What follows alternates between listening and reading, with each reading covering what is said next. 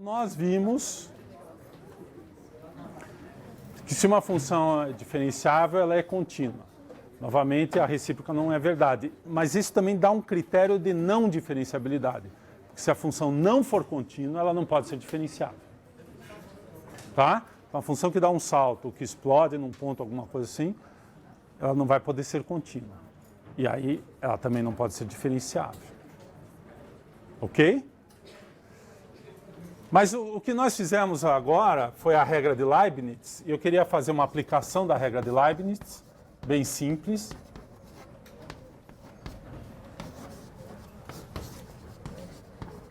Eu falo bastante em regra de Leibniz, mas sempre lembrar que é a mesma coisa que a regra do produto.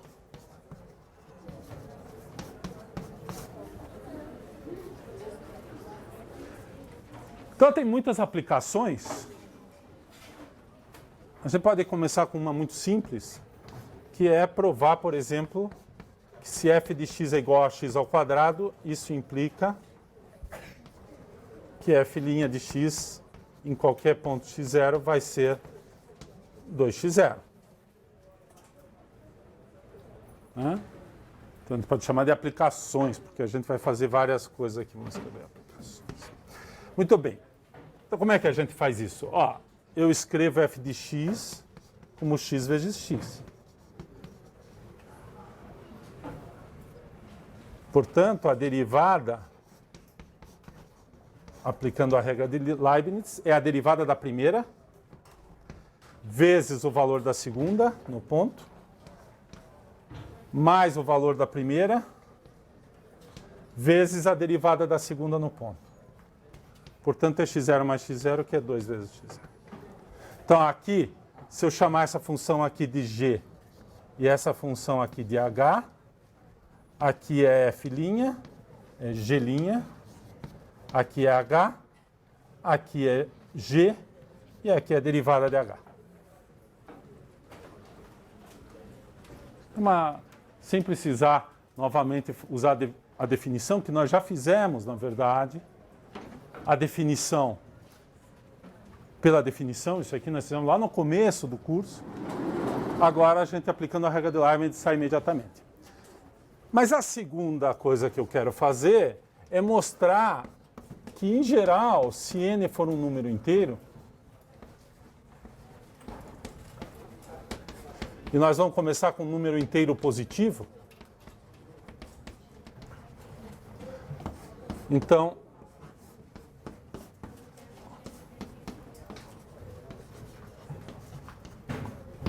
vale isso aqui.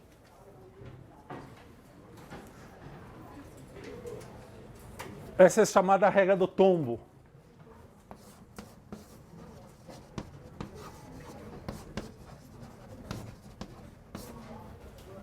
Ela não é uma regra tão importante, porque não é geral, não é como a regra de Leibniz, mas ela é uma regra, esse nome vem exatamente que você tem um expoente, você abaixa esse expoente, ele cai, multiplica, e aqui você tira 1 do expoente.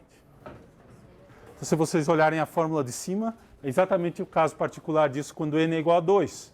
Se o n for igual a 3, nós também já fizemos. Se o n for igual a 4, etc, etc, o que vai ficar aqui é 4 e aqui vai ficar 3. Se for n igual a 5, aqui vai ficar 4, e aqui vai ficar 5 e aqui vai ficar 4, e assim por diante.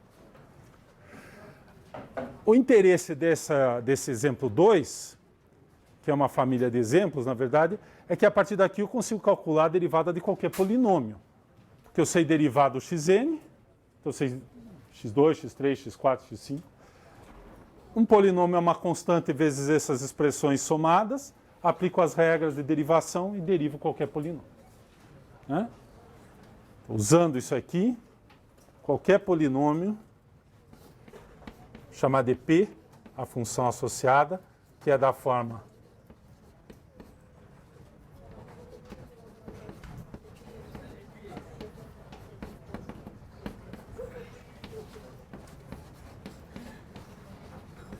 então, um polinômio tem essa forma. O a aqui é um número, são números reais.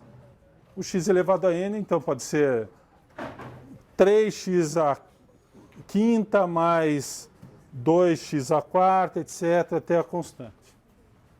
E aí a derivada, por essa regra, mais as regras que nós conhecemos, vai me dar que a derivada do P vai ser n, a elevado a n, x elevado a n menos 1, mais n menos 1, vezes a elevado a n menos 1, esse é o índice, né, o nome só para dizer quem é essa constante, mais 3 pontinhos, A1.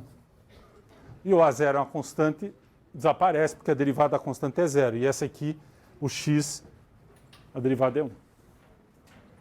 Então, dado qualquer polinômio, usando a regra do tombo e mais as regras de soma e produto por constante, eu obtenho a derivada de qualquer polinômio. É sempre um polinômio de grau n-1. Se esse polinômio é de grau 5, esse é de grau 4. Se esse é de grau 3, esse é de grau 2 e assim por diante.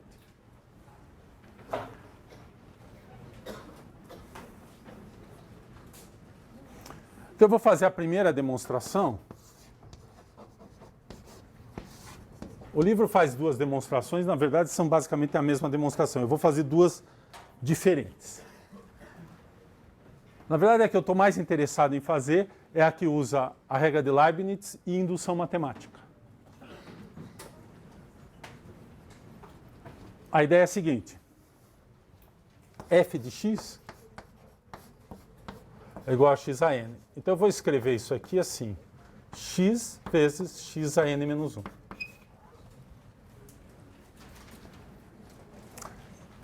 Então, aqui, só para a gente fixar,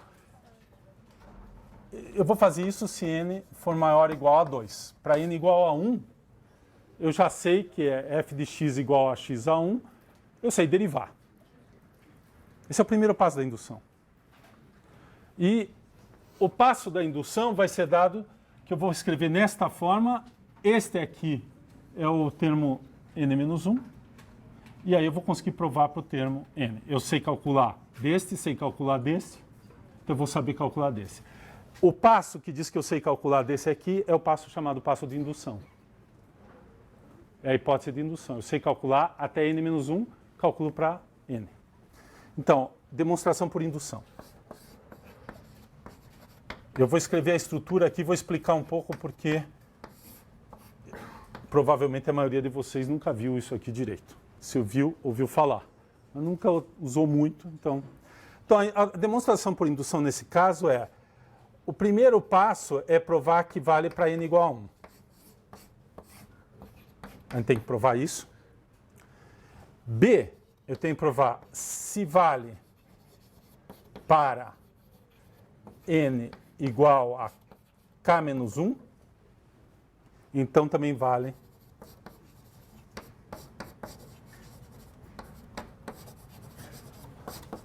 para n igual a k. Veja, a expressão é x elevado a n. Então, n está variando.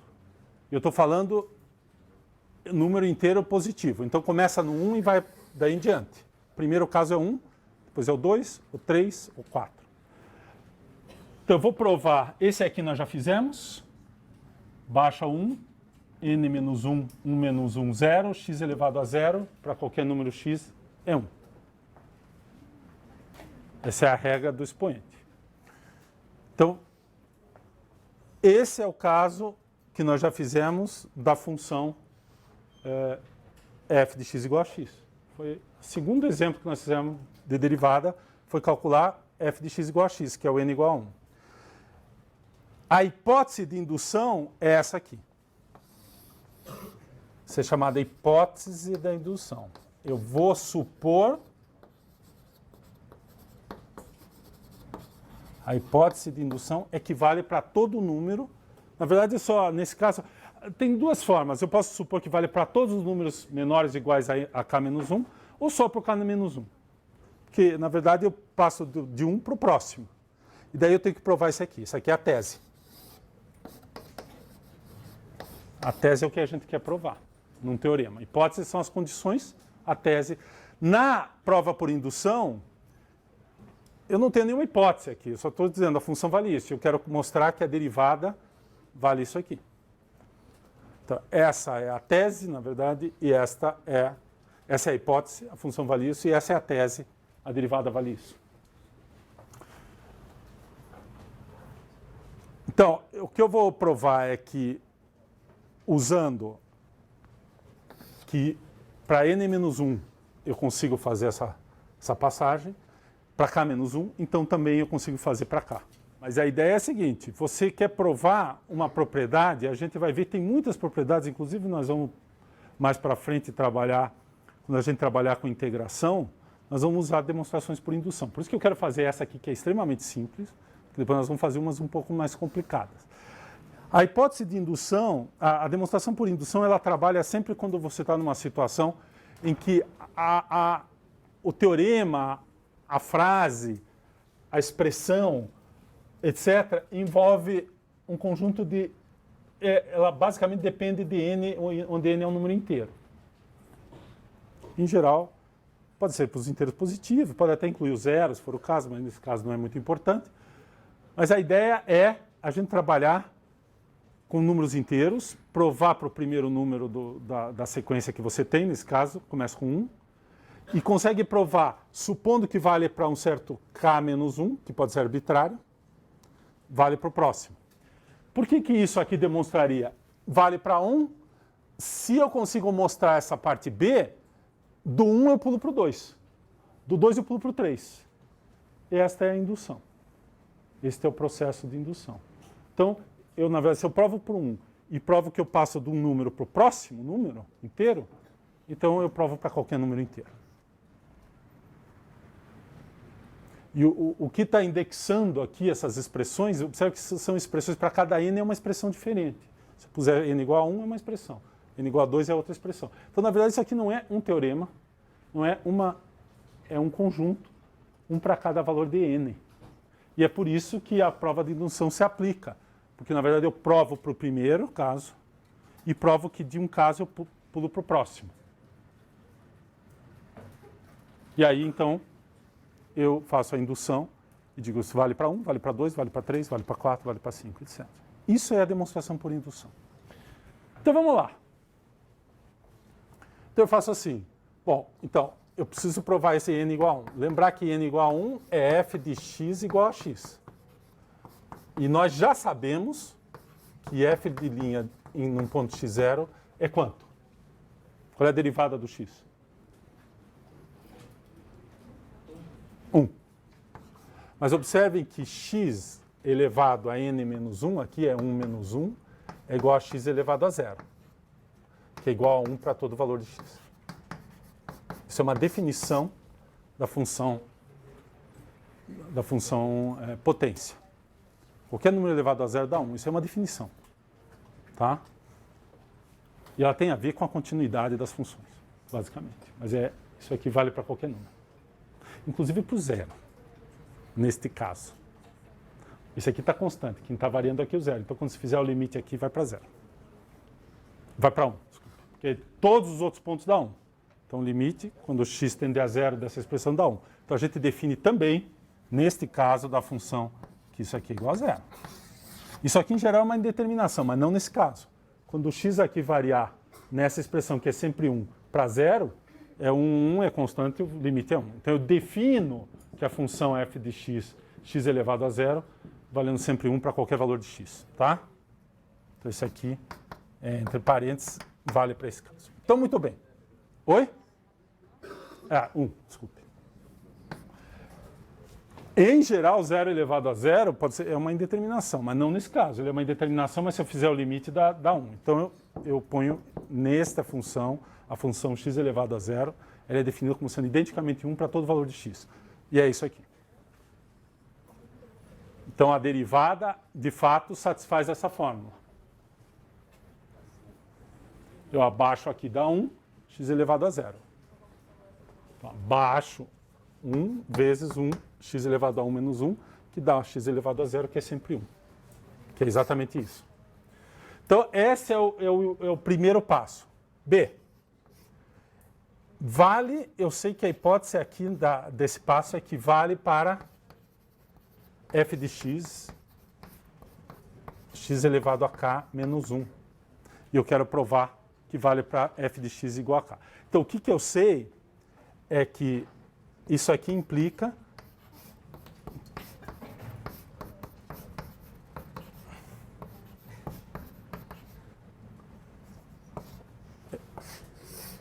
Então, o que eu sei é o seguinte, que se f de x for x elevado a k menos 1, e aqui eu estou trabalhando agora com k igual a 1 está aqui. O k aqui é maior ou igual a 2. Aqui. Para ser 1 aqui, que é o caso anterior. Vale. Se for 3, vale. Estou supondo que se o k for 2, isso aqui é o caso anterior. Se o k for 3, esse aqui é o caso 2. Mas o que eu vou fazer? Eu vou supor isso, que é exatamente essa aqui, e vou provar que vale para cá.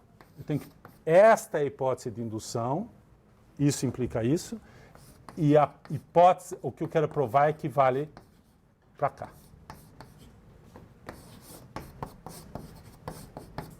Esse aqui que eu não sei. Então, eu tenho que provar que, supondo que isso aqui é verdade, isto é verdade. Este é o passo de indução.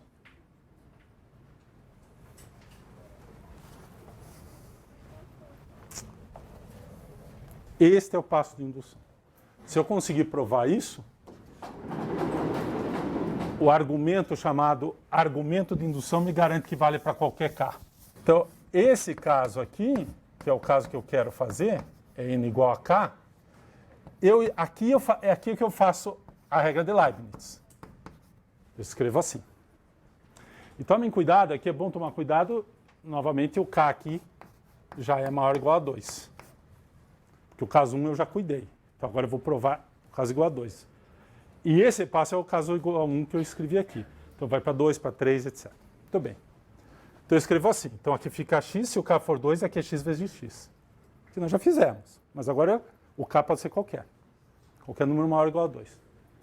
Muito bem. Então se isso é verdade, regra de Leibniz implica que eu vou usar a regra de Leibniz, que f de linha em x0 é a derivada da primeira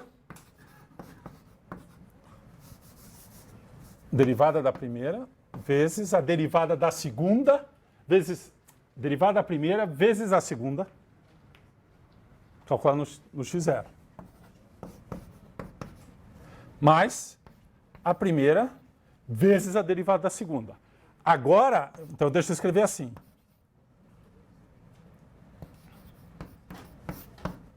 E aqui eu vou escrever essa anotação, quando eu não tenho f, mas já tenho expressão, eu ainda não substituí. Eu vou derivar, depois eu substituo o valor. Cuidado, não vamos substituir aqui o x0 e derivar, porque isso fica uma constante e a derivada é zero. Esse é um erro comum, é substituir a variável antes de derivar. Primeiro deriva, depois substitui a variável. Então vamos lá. Isso aqui é a regra de Leibniz. Derivada da primeira vezes a segunda, no ponto, mais o valor da primeira vezes a derivada da segunda no ponto. Aqui, eu uso a regra de indução. A hipótese de indução. Eu sei derivar isso aqui por hipótese de indução. Essa eu considero como verdadeira. É o caso n-1, k-1. Então, eu substituo aqui. Então, isso aqui é igual. Agora sim, hipótese de indução. Isso aqui é igual a... Primeiro está lá. Fica x0 é k-1 mais x0 vezes. Quanto que dá aquilo lá? Vai dar k-1 menos 1, k-2. K-1 aqui, desculpe. x0 elevado a k-2.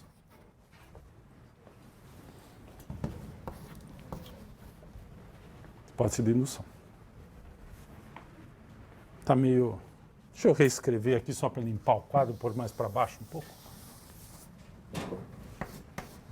Pela hipótese de indução, isso aqui é igual a x0, k-1, mais x0 vezes a derivada daquela ali, que é k-1, x0 elevado a k-2.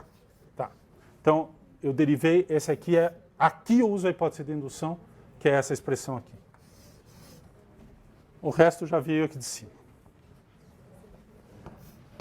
Agora, se a gente observar isso aqui, x0 mais x0 aqui, k menos 2. Então tem x0 aqui, soma 1 aqui. Então fica x0, k menos 1, mais k menos 1, x0 vezes k menos 1. Porque tem 1 mais k menos 2, fica k menos 1. Bom, agora eu tenho esse aqui é o mesmo. 1 mais k menos 1 dá k.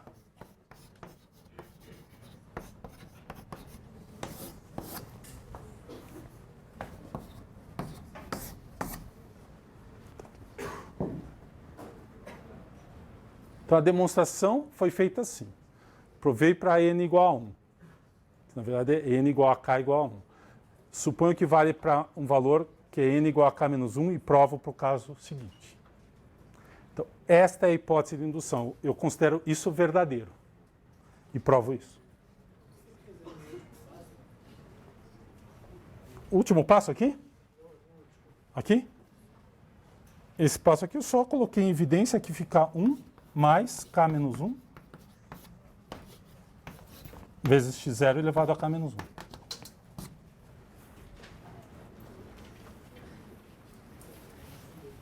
1. Hein? 1 menos 1 é 0. Sobra o k.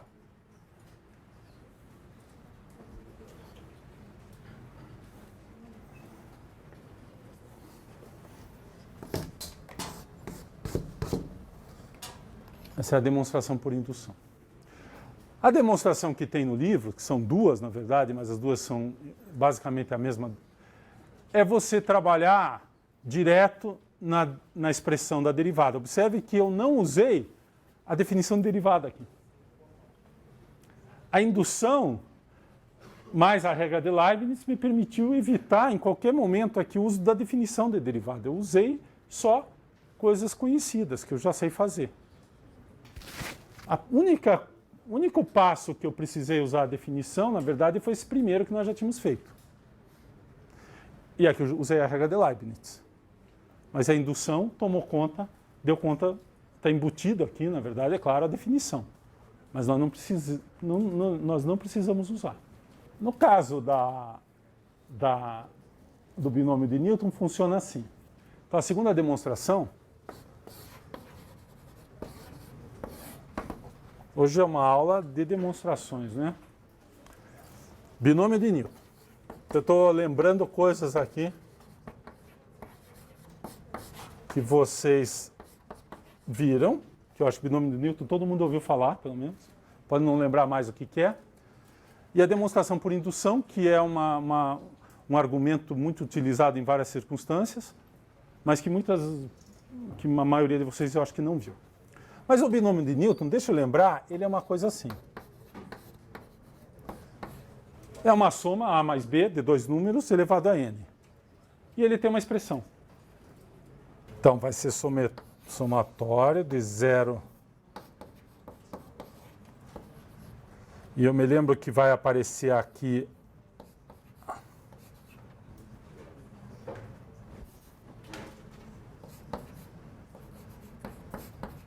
acho que aparece assim, né? E tem um coeficiente para cada um. Como que é o coeficiente?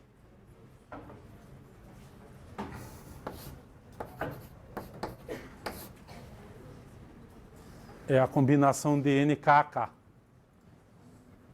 Vocês lembram disso aqui? Onde a combinação de n, k, k tem essa expressão, n fatorial, dividido por k fatorial, menos n vezes n menos k fatorial. E para não precisar calcular esse negócio, a gente lembra do triângulo de Pascal, que é 1, 1, 1, 1, 2, 1, 1, 3, 3, 1, onde esse cara aqui é sempre 1, o primeiro é 1, 1, 1, depois é 1, a soma desses dois, 1, depois esse, a soma, né, esse e esse, a soma aqui, esse mais esse aqui, termina em 1. E assim por diante.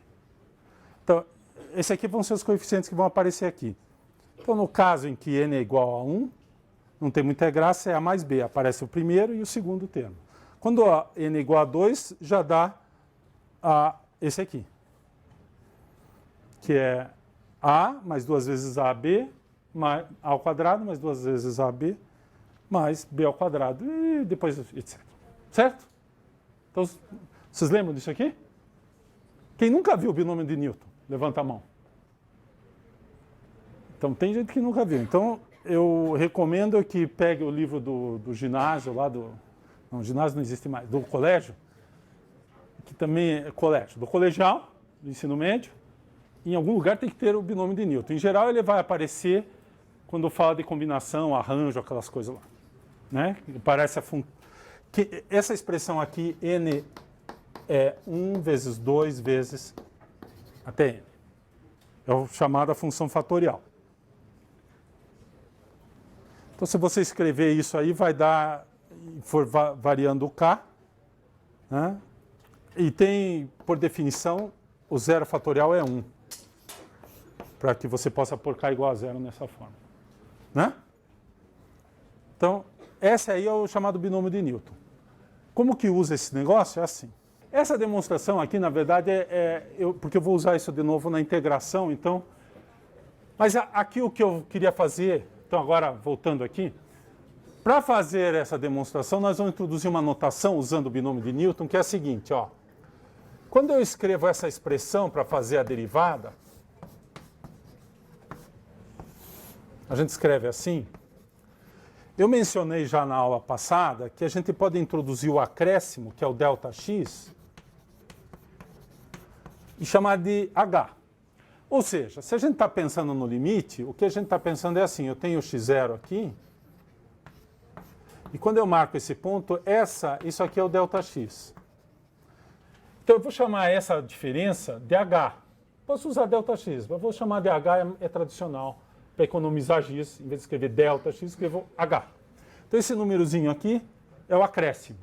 Ele pode ser à direita ou à esquerda. Desse lado seria um H positivo, desse lado seria um H negativo. Quando o x tende a x0, significa que o H vai para zero. Então o que eu vou escrever substituindo aqui fica assim, ó. Se você olhar, esse cara aqui é o x0 mais H.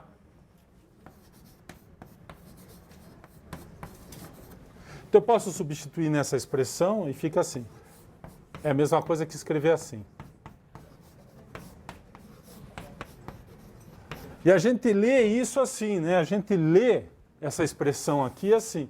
F de x0 mais acréscimo, mais a variação que eu estou colocando, menos f de x0, valor no ponto, e divido por h. Então, fazer o limite disso aqui quando x tende a zero, a x0, é a mesma coisa que fazer o h tender a zero. Nós já vimos isso, né? Hoje, aliás.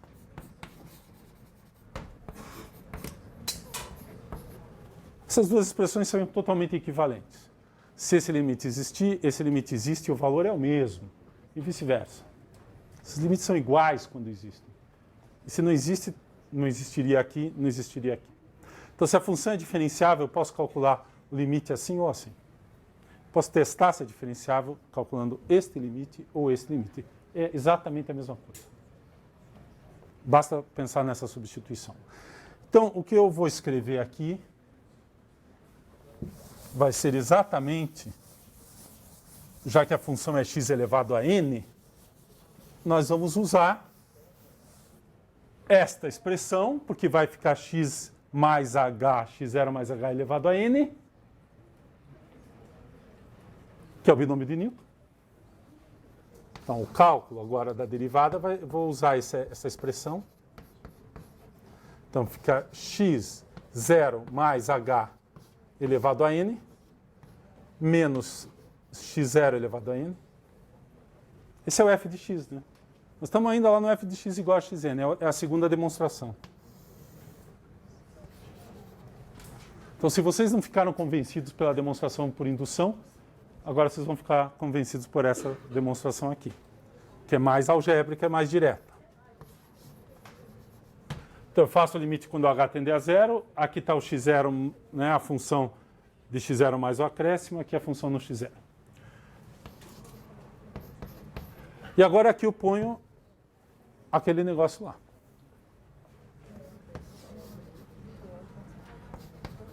Eu vou escrever explicitamente, só para a gente... Né,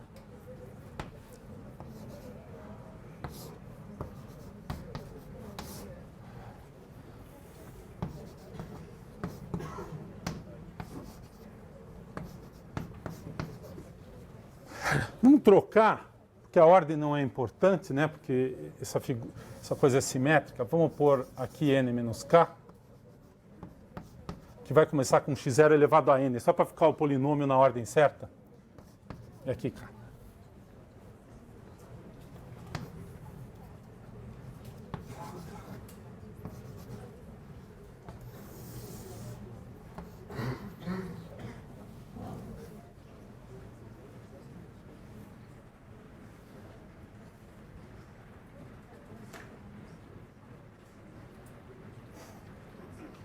Tá certo isso?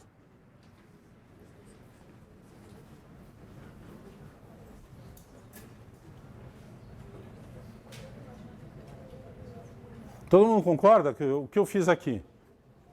Eu peguei essa expressão do limite, coloquei aqui x0 mais h elevado a n. Então, por exemplo, se n for 2, isso aqui é x0 mais h elevado ao quadrado. Vamos repetir. Vamos fazer isso aqui no caso 2 e 3, só para a gente ver o que é. Então, se eu puser n igual a 2 aqui nessa expressão, n igual a 1 não tem muita graça, né? Já cancela aqui, etc, e dá 1. Fica h sobre h. Então, se n for igual a 2, essa expressão vai ficar x0 ao quadrado mais 2 vezes x0h mais h ao quadrado menos x0 ao quadrado dividido por h. Esse cara cancela com esse. Eu fico com... Quando o limite aqui eu tenho h indo para 0, mas ele não é 0. Então eu posso cancelar esse h que está em cima e embaixo. Então, como h é diferente de 0, eu vou escrever aqui, no limite, né? No cálculo do limite. Isso aqui fica 2x0h. O h cancelou. Fica assim. x0 ao quadrado cancela. O h de cima cancela com o h de baixo. Então cancela este.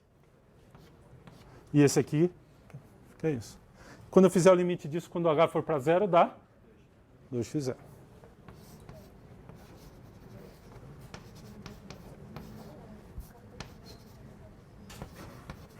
Vamos fazer o caso n igual a 3. Fica x0 ao cubo. É esse aqui, os coeficientes. 3 x0 ao quadrado h. Ó, o primeiro é o x0 ao cubo, o coeficiente é 1. O segundo é x0, 2, h1. A soma é sempre 3. Observem que esse expoente aqui, a soma dos expoentes dá sempre n.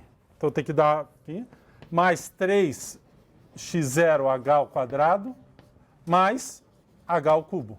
Tudo dividido por h, menos o x0 ao cubo. Esse aqui é esse termo, e esse aqui é esse termo. E tudo isso dividido por h. Esse cara cancela com esse h cancela, aqui cancela 1 e aqui cancela 1, sobra 2. Então essa expressão é igual a 3x0 ao quadrado mais 3x0h mais h ao quadrado. Quando h é diferente de 0, que é o que acontece no limite. Quando eu fizer o limite,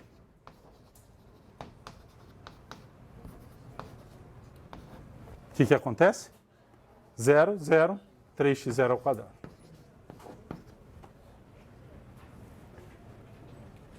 Que é a derivada do x ao cubo. Nós já fizemos. Então agora, pessoal, é só repetir isso em todos os casos.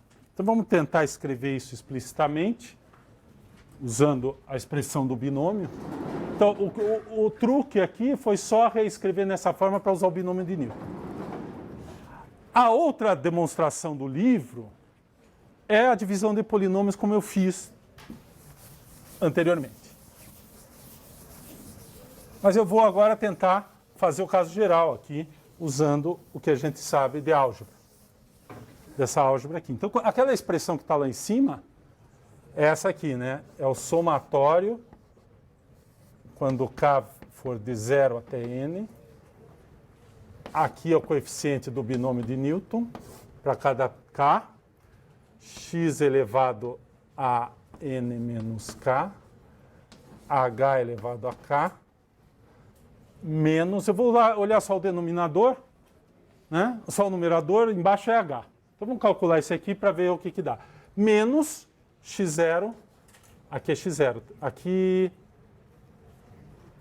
é x0, né? Não sei se eu pus. E aqui é x0 elevado a n. Então, quando k é igual a zero, n 0 a 0, essa aqui é a expressão com zero fatorial dá 1. O primeiro coeficiente aqui é sempre 1. Então, aparece nessa expressão, o primeiro termo é o x0 elevado a n. Mais, aí vem o segundo termo. n, combinação 1 a 1, vamos escrever assim, primeiro. x0 elevado a n menos 1, h, mais n2, x0 elevado a n menos 2, h2. Então, a soma dos coeficientes é sempre n, é sempre constante. Aqui é h elevado a zero, né? Não aparece. Mais, etc. Lá no fim vai aparecer nk menos 1, x elevado a 1, h elevado a k menos 1, n menos 1, desculpe.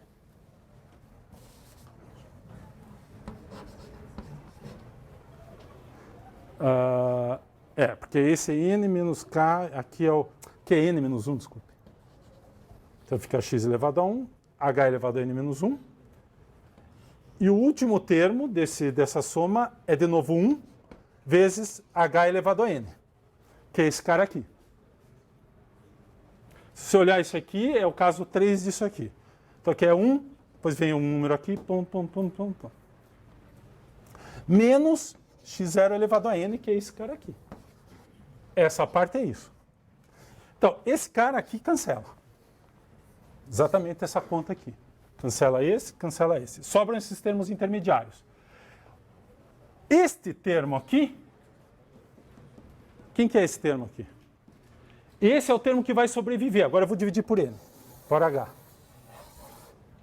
Que eu não tinha dividido. Tá aí. Todos os termos têm pelo menos um h. Aqui é h1, h2 até hn-1. Quando eu simplificar, esse aqui some, esse aqui fica expoente 1, esse último aqui fica expoente n-2. E esse aqui fica n-1. Esse aqui é o último. Então, a minha expressão, se vocês compararem esta aqui com esta, ela é exatamente assim. O primeiro termo lá da expressão não tem H.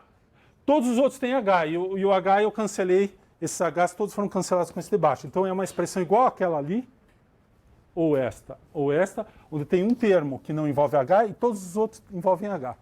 Então, o que acontece quando o H vai para zero? Este sobrevive e esses todos vão para zero. Então, na hora que eu fizer o limite, quando h tende a zero dessa expressão, só vai sobreviver este termo aqui.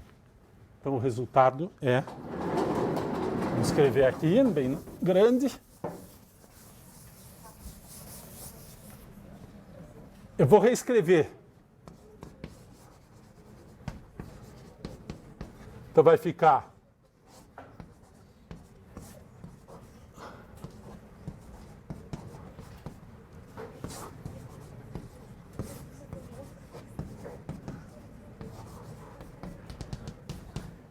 e o último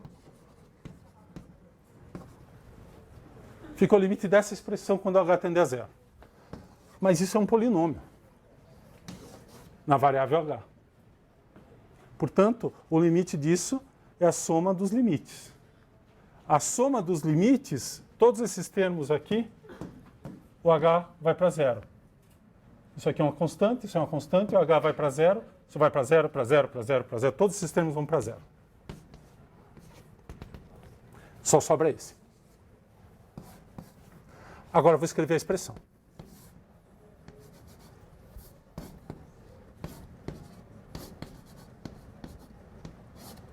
A expressão é essa. N fatorial, 1 fatorial, vezes n menos 1 fatorial. Essa é a expressão aqui. x0, n menos 1. Quanto que dá isso aqui? Isso aqui dá n. N fatorial é n vezes n menos 1 fatorial. Cancelo o n menos 1. Né? O que eu usei aqui, n, deixa eu escrever a expressão até o fim. O que eu usei aqui é assim, n fatorial sobre 1 fatorial n menos 1 fatorial é igual a n vezes n menos 1 vezes n menos 2, que é n fatorial, dividido por n menos 1 fatorial. E esta, então, é o resultado, a regra do tombo.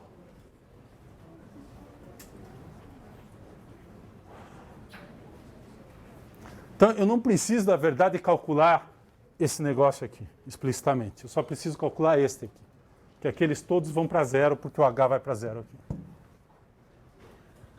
Então, essa expressão parece muito complicada, mas em cada caso que você colocar o n, ele é um polinômio explícito, onde esses coeficientes são o triângulo de Pascal.